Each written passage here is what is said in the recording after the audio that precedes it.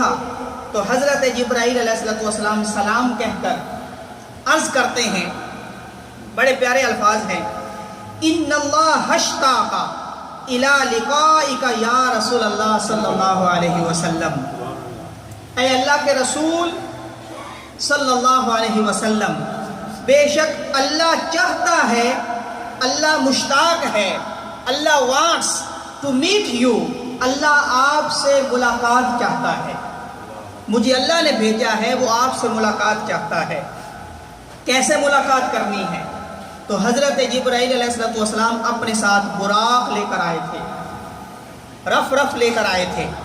یہ براق، یہ برق کی جمع ہے، اور برق مین لائٹ، روشنی، بجلی، ایک برق، اور وہ تھا براق، پلورل آف برق، کئی بجلیاں، کئی اس میں کرنٹ، کئی لائٹس، روشنیاں، وہ تھا براق۔ اب اس کی رفتار کا اندازہ صرف یہیں سے لگا لیں، کیونکہ براق برق، روشنی، نور ہے، لائٹ ہے۔ اللہ رب العزت نے تھوڑی سی لائٹ ہمیں بھی دی ہے، یہ جو ہماری آنکھوں کے اندر، یہ بھی لائٹ ہے۔ اب اس براق کی رفتار کا اندازہ یہیں سے لگ سکتا ہے کہ اللہ نے جو ہمیں لائٹ دی ہے یہ ہماری آنکھوں کے اندر۔ آپ ایک لمحے کے لیے بند کریں اور پھر اس کو کھولیں، یہاں تو ارد گرد یہ والز ہیں، قریب ہیں، آپ باہر جا کر یہ آج ہی ایکسپیرینس کریں، وہاں پہ جائیں اور آنکھیں بند کریں اور اوپر آسمان کی طرف دیکھیں، اور پھر ان کو کھولیں۔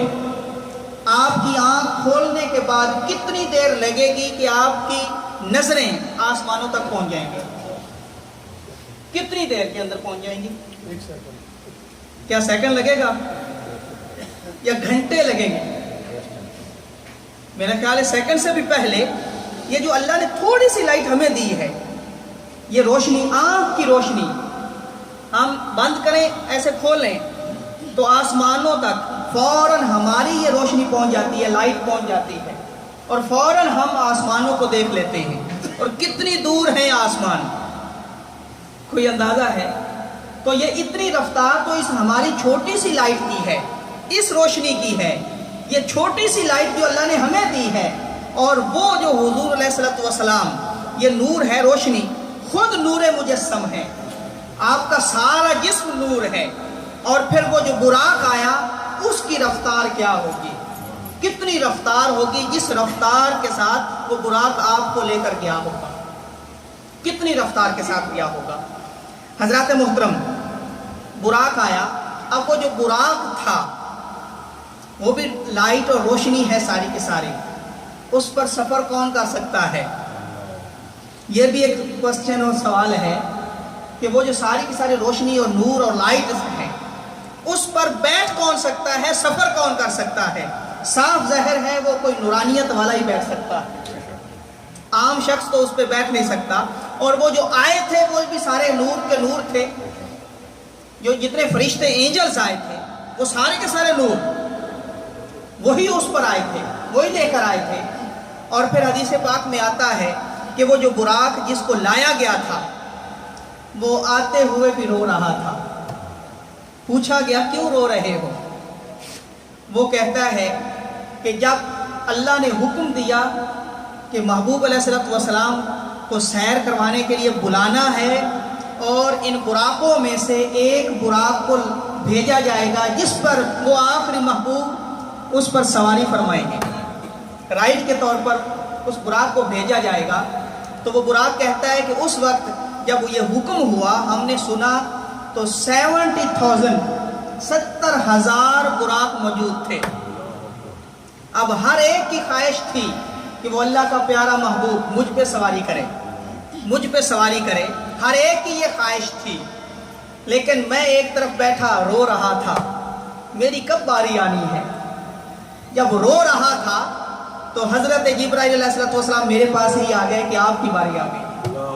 میں تو اپنی قسمت پر رو رہا ہوں اور خوشی کے ساتھ رو رہا ہوں۔ ابھی ایسا بھی ہوتا ہے کہ خوشی میں بھی آنسو آ جاتے ہیں، تو وہ میں اپنی قسمت پر ناز کر رہا ہوں۔ حضرات گرامی کا جب وہ براق لایا گیا، آپ کو فرمایا گیا اس پر آپ بیٹھیں، لے جایا جائے گا، تو حضور علیہ الصلوۃ والسلام قربان جائیں ایسے نبی پر، ایسے محبوب پر قربان جائیں، سوار نہیں ہوئے، کچھ الفاظ اپنی زبان سے ارشاد فرما رہے ہیں، اور وہ الفاظ کیا تھے؟ ربی حبلی امتی، ربی حبلی امتی، یہ الفاظ تھے۔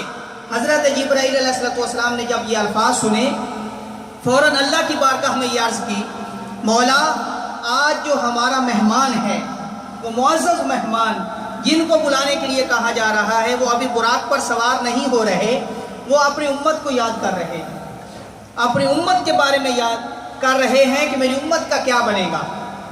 تو اللہ نے فرمایا کیا فکر ہے؟ حضور علیہ الصلوۃ والسلام نے عرض کیا، مولا پل صراط سے یہ کیسے گزرے گی میری امت؟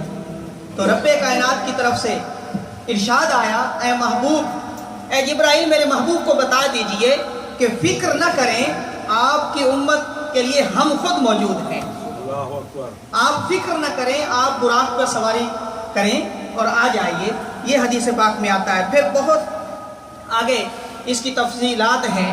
پھر وہاں سے جب مکہ سے وہاں سے سواری شروع کی، سفر شروع کیا، جب مدینہ کی جگہ پہ پہنچے، وہاں سے اس راستے سے آنا تھا، تو ابھی مدینہ تو اس طرح آباد نہیں تھا جیسے آج کل آباد ہے، تو اللہ رب العزت کی طرف سے یہ اشارہ دیا گیا کہ اے جبرائیل میرے محبوب علیہ الصلوۃ والسلام کو بتائیے کہ یہاں رک کر 2 نوافل ادا کرنے ہیں۔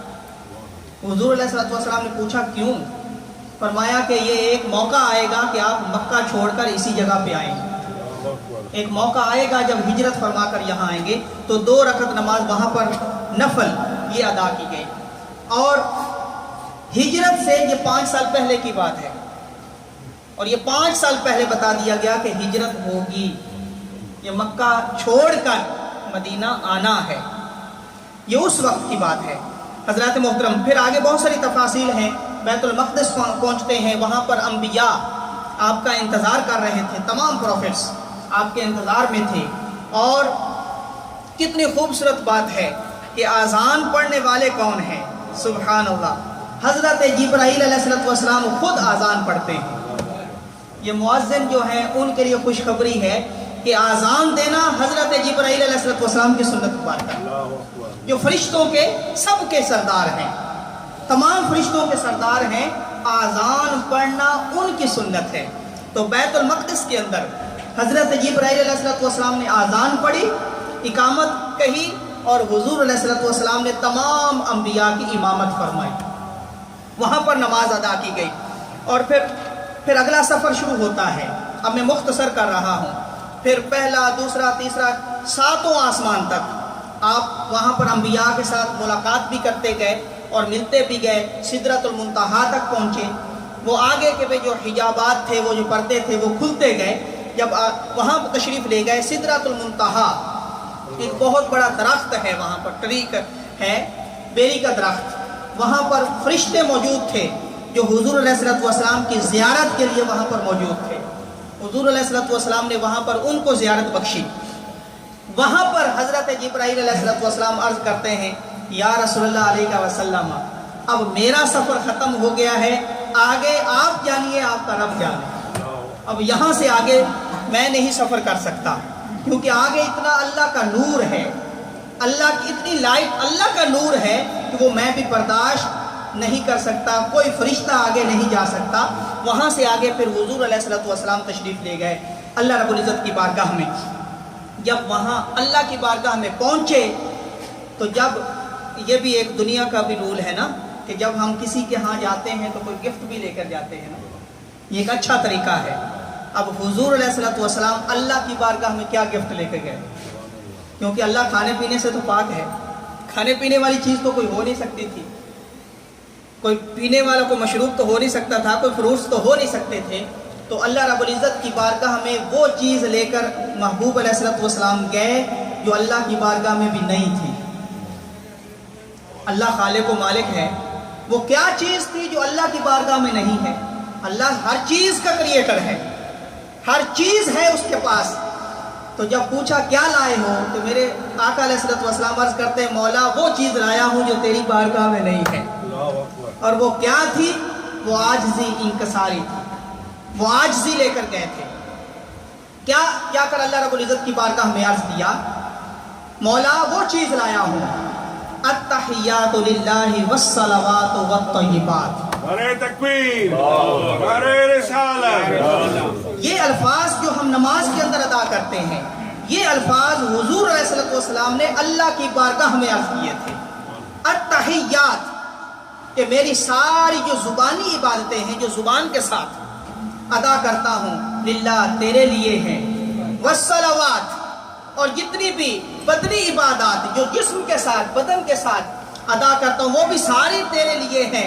والطیبات اور جتنی بھی مالی جو ویلتھ مال کے ساتھ جتنی عبادت کرتا ہوں وہ بھی ساری تیرے لیے ہیں. وہ یہ میں عاجزی لے کر تیری بارگاہ میں حاضر ہوا ہوں.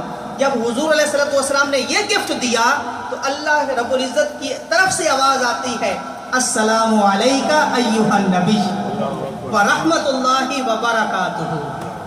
اے محبوب آپ پر سلامتی ہو. جیسے بزرگ بھی بچوں کو کہتے ہیں نا آپ سلامت رہیں. God bless you. اللہ آپ پر رحمت فرمائے. اللہ آپ کو سلامت رکھے سلامت رہیں. السلام علیکہ اے محبوب آپ سلامت رہیں ایھا النبی اے میرے نبی. ورحمۃ اللہ اینڈ بلیسنگز آف اللہ وبرکاتہ اور اس کی برکتیں ہوں بلیسنگز ہوں اس کی رحمتیں ہوں. یہ اللہ رب العزت نے جب یہ ارشاد فرمایا خوش ہو کر تو پھر اس وقت بھی آقا علیہ الصلوۃ والسلام اپنی امت کو نہیں بھولے. امت کو نہیں بھولے اس وقت بھی.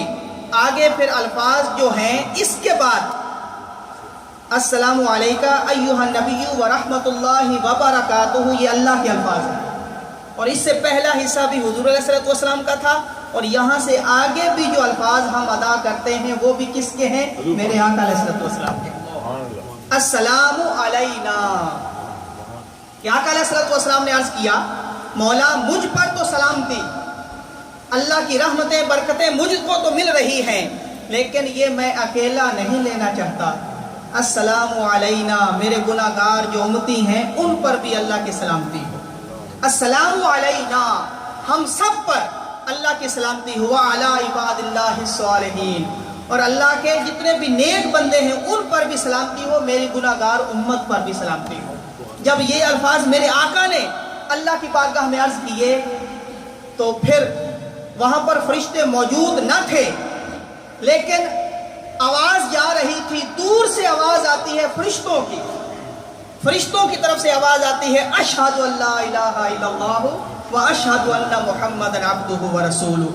تو یہ الفاظ پھر فرشتوں کی طرف سے آتے ہیں کہ ہم گواہی دیتے ہیں کہ اللہ کے سوا کوئی معبود نہیں ہے اور ہم یہ گواہی دیتے ہیں کہ وہ محمد صلی اللہ علیہ وسلم اللہ کے بندے اور اسی کے میسنجر رسول ہیں.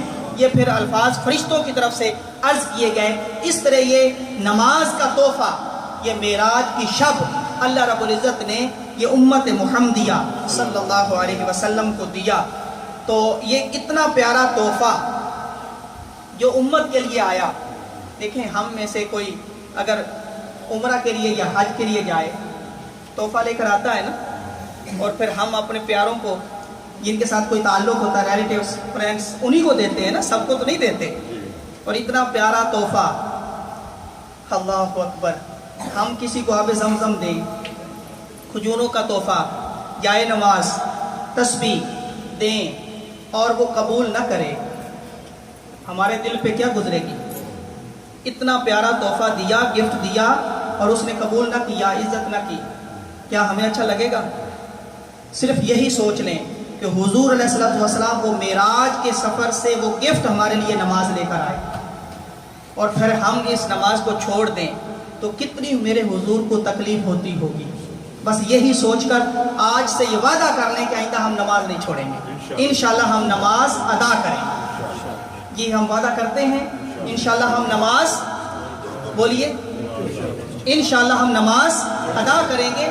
حضور علیہ الصلوۃ والسلام کا یہ لایا ہوا تحفہ ہم اس کو قبول کریں گے دل و جان کے ساتھ قبول کریں گے. وما علینا الا البلاغ. اعلان سن لیں آج میں